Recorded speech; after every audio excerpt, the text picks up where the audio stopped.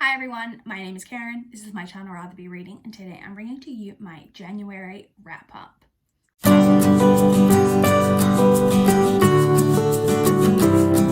So the first month of 2021 has officially been and gone. It's the 1st of February at the time that I am filming this. So yeah, let's just jump straight in and talk about all of my January reading statistics. So I actually have, if a cat pops into view, I have Winnie, one of my cats, is laying directly below the camera. We've had a vet appointment today and she's a little bit upset that she had to go to the vet and she's feeling very needy.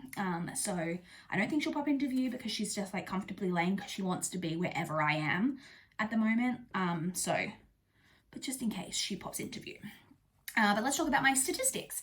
So I read 21 books in total in January. Definitely not my best month, but by far my worst month. So like it was like okay. The 21 books that I read were made up of 18 novels, 1 children's novel, 1 novella, and 1 graphic novel. I read 10 books in physical format. I read 7 ebooks and I listened to 4 audiobooks. And then excluding audiobooks, I read 12 books that I owned and 5 from the library. I read a total of 7,146 pages in the month of January, which averaged out to 231 pages per day. So pretty happy with all of that. The shortest book that I read was 54 pages. That was the novella that I read.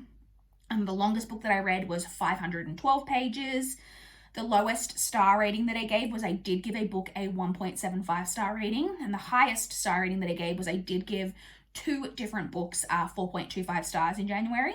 So my average star rating for the month averaged out to 3.37, which is honestly not bad for me. I would love to get it around 3.5, but 3.37 is a pretty good reading month for me in terms of average star rating. Now to touch on my least favorite and most favorite books that I read in January. My least favorite book of the month was, not surprising to anyone if you saw my most recent reads video, but that was The Birthing House by Christopher Ransom. This is an adult horror, and it was not good. Really, really not good. But then my best book of the month, my favorite book, so I had 2 4.25 star ratings, so I'm kind of splitting hairs a little bit, but I decided that my favorite book of the month was A Madness So Discreet by Mindy McGinnis.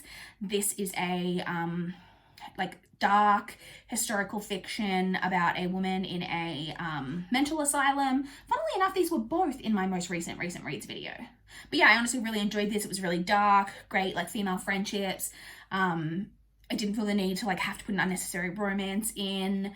It was quite dark, a lot of good commentary on mental illness and the way that women are treated surrounding mental illness, especially historically. Just a good time overall. And that was my favorite book of the month. Now let's check in on my January TBR, all of the books that I put in my TBR video and whether or not I managed to read them. So the first category that I have on my TBR each month is my library books.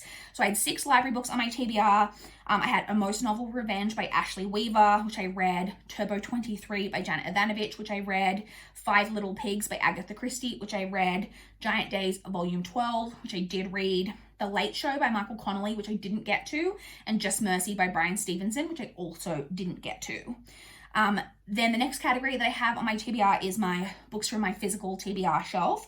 I again had 6 in that category on my TBR. I had 13 Reasons Why by Jay Asher, The Serpent King by Jeff Zentner, Do No Harm by Carol Topolsky, Sister by Rosamund Lupton, A Madness So Discreet by Mindy McGinnis, and then my TBR teacup pick, which was The Birthing House by Christopher Ransom, and I read all 6 of those this month.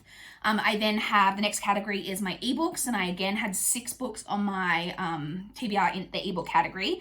I had Little Cruelties by Liz Nugent, Silent Night by Nell Patterson, Fine by Amy Leah Murphy, The Twins by J.S. Lark, The Stranger in My Bed by Karen King, and The Last Resort by Susie Holiday.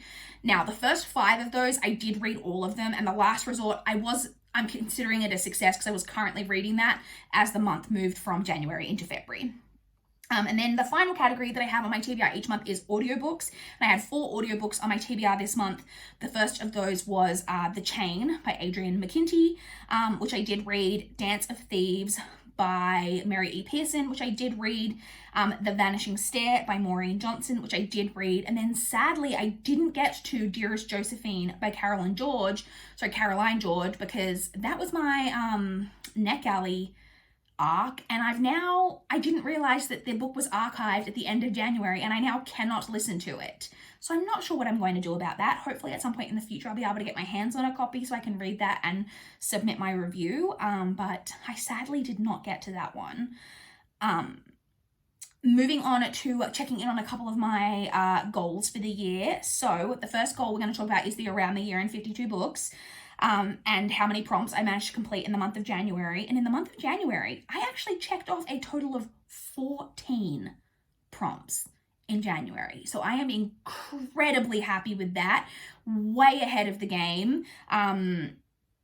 Just very, very happy with that. I need to check off at least between 4 and 5 each month if I'm going to keep on top of it. But I checked off 14, so way, way ahead of schedule. Very, very pleased with that. And then the final thing that I want to check in on is my goal to reduce my TBR. So this year, the goal is to reduce it to below 380. As of the 1st of January, my TBR total was 412. Oh, we have a cat movement. Are you getting down? Oh, she's stretching, but she's considering jumping to the ground. Are we getting down? We're getting down. Okay, she's down. So my TBR total, as I said, as of 1 January was 412. I read a total of 6 books from my physical TBR, and I hauled 0. That's right, I didn't haul a single physical book in the month of January. So I reduced my TBR as of the end of January to 406, which isn't too bad. I feel like I could have reduced it by a few more, but 406 is not too bad, and we're definitely headed in the right direction.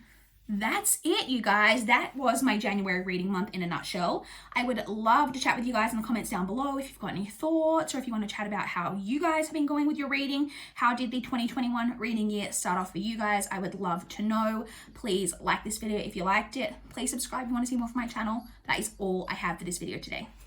Bye, guys.